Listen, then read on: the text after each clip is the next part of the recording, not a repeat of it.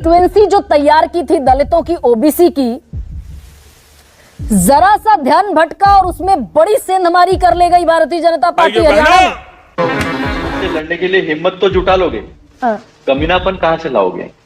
तो इसके आगे हमें ऐसा लगा था कि लोकसभा में सब फेयर हो रहा है और कुछ बैटरिया जहां 20 सीटों में गड़बड़ हुई है, हमारा जो कहना है हमने इलेक्शन कमीशन के पास रखा है और हमारी रणनीति भी तय हो रही है, उसमें 99% बैटरी जली ही नहीं है, 1% बैटरी जली। आंकड़ों को अपनी गोल गोल लफाजी में खारिज कर दें, वही हुआ। आपने कहा आरक्षण खत्म कर देंगे, संविधान बदल देंगे।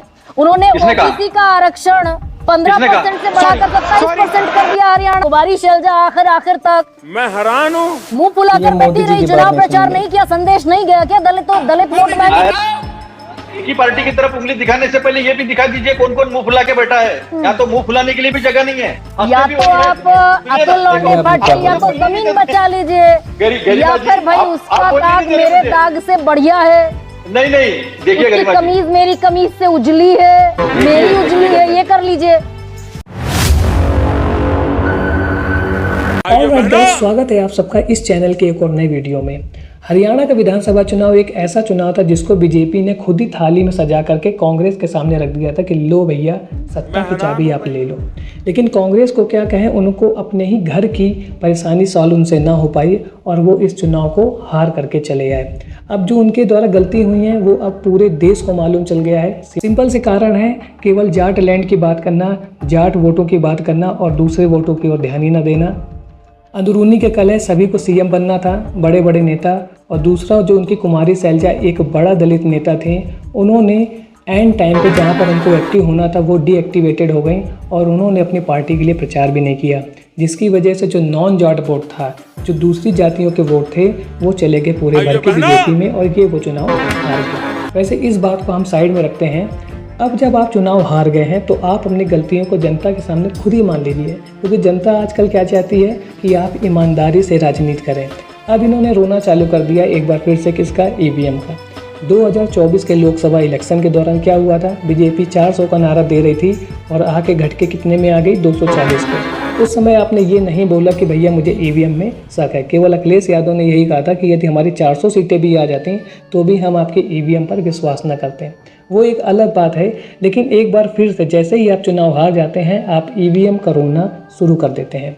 तो आज के डिबेट वीडियो में हम यही देखने वाले हैं कि जब एंकर गरिमा सिंह ने क्वेश्चन किया कांग्रेस प्रवक्ता अतुल लोंडे पाटिल से कि आप एक बार फिर से ईवीएम का रोना लेकर के क्यों आ गए हैं, जबकि आपको खुद मालूम था कि आपने क्या क्या गलती किया है हरियाणा में। आपने अपने ही प्रत्याशी के खिलाफ आपका बागी कांग्रेसी नेता चुनाव लड़ रहा है। यानी कि एक तरफ बीजेपी है, दूसरी तरफ आम आदमी पार्टी है और तीसरी तरफ कांग्रेस के ही खुद के बात तो सही है, 2 प्रत्याशी हैं। एक है जो रियल प्रत्याशी जिसको सीट मिली है और दूसरा वो है जो गुस्सा होकर के उस मैदान में कूद गया है। तो इस वजह से होगा कि आपका जो वोट है, यानी कि जो बीजेपी का जो वोट है वो कंसोलिडेटेड है। जो एंटी बीजेपी वोट है वो 3 पार्टियों में विभक्त हो गया, 3 थालियों में जाके बट रहा है। तो आप कैसे चुनाव जीतोगे? और इस बात को मुझे लगता है कि हवाबाजी और ओवर कॉन्फिडेंस के चक्कर में किसी भी कांग्रेसी नेता ने समझने की कोशिश नहीं की। और यही कारण है कि जो कांग्रेस सीटें हारी है वो कुछ ही वोटों से हारी है। कहीं पे 32 वोटों से हारी है, कहीं 2000 वोटों से हारी है, कहीं 1000 वोटों से हारी है। और उसका कारण यही था कि आम आदमी पार्टी आपके लिए वोट कटिंग का काम कर रही थी। लेकिन इन सब रीजन में काम करने के बजाय आप एक बार फिर से ईवीएम का रोना लेकर के आ गए हैं, जो कि सही नहीं है। आप सबसे पहले क्या कीजिए, अपनी पार्टी के अंदर जो प्रॉब्लम्स हैं उनको सॉर्ट आउट कीजिए और फिर से चुनाव में उतरिए। तो आज का वीडियो होने वाला है बहुत इंटरेस्टिंग। यदि वीडियो पसंद आए तो वीडियो को लाइक और चैनल को सब्सक्राइब करना ना भूलिएगा।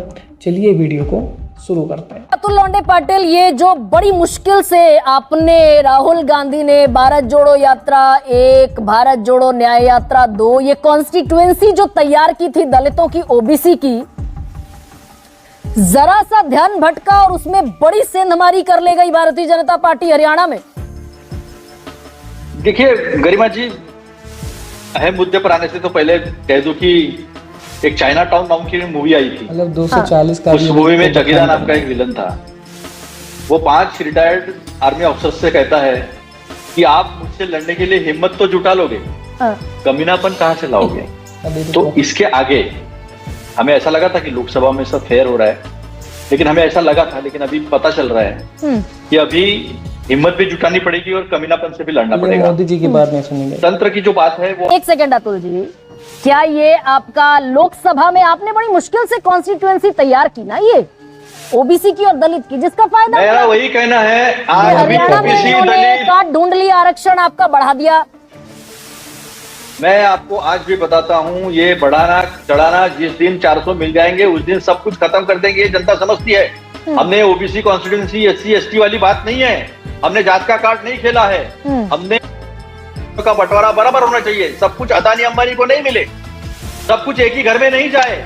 इस देश के संसाधनों पे संविधान ने सबको जो इक्वल एंड इक्विटेबल डिस्ट्रीब्यूशन की बात की है प्रियम्बल में, ये संविधान का जो जिस्ट है उसको इंप्लीमेंट करने की बात कही है। राहुल जी ने बार बार कहा है कि ये विचारधारा की लड़ाई है, ये लड़ाई हकों की लड़ाई है, एक ये दलित लड़ाई नेता मतों की को आप नहीं। संभाल नहीं पाए हरियाणा में, कुमारी शैलजा को।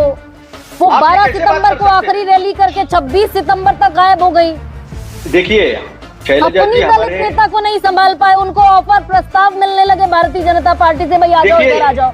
इसी कांग्रेस पार्टी में, इसी कांग्रेस पार्टी के राष्ट्रीय अध्यक्ष चुनकर एक दलित नेता जिसका कुछ नहीं था, ब्लॉक से शुरू किए हुए हमारे मल्लिकार्जुन खड़गे साहब दलित नेता चुनकर आए हैं, सिलेक्ट नहीं किए हैं, उसकी चर्चा नहीं हुई है कभी। तो मल्लिकार्जुन खड़गे साहब जो चुनकर 2022 में आ गए, अब उसी के सहारे सारी नैया पार होनी, गोल गोल लफ्फाजी में खारिज कर दें, वही हुआ। आपने कहा आरक्षण खत्म कर देंगे, संविधान बदल देंगे। उन्होंने ओबीसी का आरक्षण 15% से बढ़ाकर 27% कर दिया हरियाणा में। उन्होंने ओबीसी की क्रीमी लेयर बढ़ाकर बीजेपी ने 6 लाख से 8 लाख कर दी। देखिए ये भाई काट ढूंढ ली ना भारतीय जनता पार्टी ने, ये सवाल पूछ रही हूँ आपसे। आप एक बात समझ लीजिए, क्रेडिबिलिटी जहां तक रिजर्वेशन की है, जहां तक क्रेडिबिलिटी संविधान की है, बीजेपी उसमें 0 है। एक 90 सीटों वाले राज्य में वो चुनाव जीत गए, इसका मतलब उन्होंने कार्ड ढूंढ लिया, लोगों के मन में उन्होंने विश्वास पैदा कर लिया, ऐसा नहीं है। महाराष्ट्र बहुत अलग है, महाराष्ट्र चीजों को समझता है। ये चुनाव जिस तरह से उन्होंने वोट फॉर डेमोक्रेसी, ये एक इंस्टीट्यूशन है, उन्होंने बताया कि 79 सीट से उन्होंने घपला किया है, इसका भी सामने आएगा पूरी तरह से, वो चल रहा है उसका पूरा स्टडी। अरे महाराष्ट्र चला गया तो हरियाणा चला गया ना भाई। कुमारी शैलजा आखिर तक मुंह फुलाकर बैठी रही, चुनाव प्रचार नहीं किया, संदेश नहीं गया क्या दलित वोट बैंक? अरे भाई यहाँ पर भी गडकरी मुंह फुला के बैठे हैं, 2 बार देश के प्रधानमंत्री आए विदर्भ में और मराठवाड़ा में गए नहीं। तो एक ही पार्टी की तरफ उंगली दिखाने से पहले ये भी दिखा दीजिए कौन कौन मुंह फुला के बैठा है। यहाँ तो मुंह फुलाने के लिए भी जगह नहीं है। तो या तो आप अतुल लौंडे पाटिल या तो जमीन बचा लीजिए, या फिर भाई उसका दाग मेरे दाग से बढ़िया है। नहीं देखिए, कमीज मेरी कमीज से उजली है, मेरी उजली है, ये तब आप ये कह रहे हैं। मैं आपसे गलत सवाल पूछ रही हूँ। आप नितिन गडकरी पर आएंगे क्योंकि वो आपके लिए कंफर्टेबल पिच है। पहले ये बताइए, एक सेकेंड, अतुल लौंडे पाटिल बात कीजिए ना कुमारी शैलजा पर। मैं आपको बताता हूँ कितने लोगों को हमने, हमारे पास जगह थी जब विधान परिषद की बात आई, जब राज्यसभा की बात आई, हमने दलितों को, आदिवासियों को, अल्पसंख्यकों को उनके हक दिए हैं। बाकी लोगों को अपने हक बाजू रखने पड़े। ये हुआ है महाराष्ट्र में। और अरे भाई कुमारी शैलजा क्यों गई? वो दलित वोट बैंक जो कंसोलिडेट था 21% का, उनकी नेता को आपने पूछा नहीं, आखिर तक बेचारी दिल्ली आई।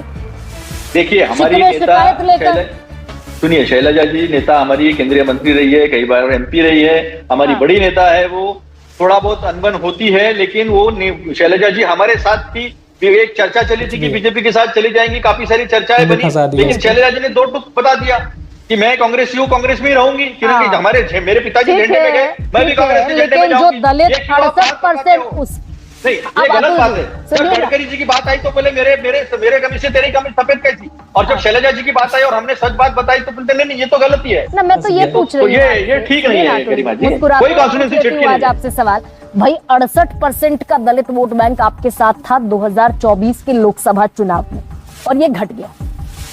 वो जो ये जो पहली तब सॉल्व होगी गरिमा जी, ये पहली तब सॉल्व होगी जब कुछ बैटरियां केवल 1% ही जली और कुछ बैटरियां 40% जली। जो बैटरियां 40% जली है ईवीएम की, उसमें हम जीते हैं, और जो केवल 1% जीती है उसमें बीजेपी जीती है। अब ईवीएम पर मैं डेविएट नहीं करूंगी, वो आएगा चुनाव आयोग से। गरिमा जी मुझे एक बात बताइए, क्या वो अलग बैटरी थी, किसी अलग कंपनी की थी कि जो जिसमें बहुत पावर था?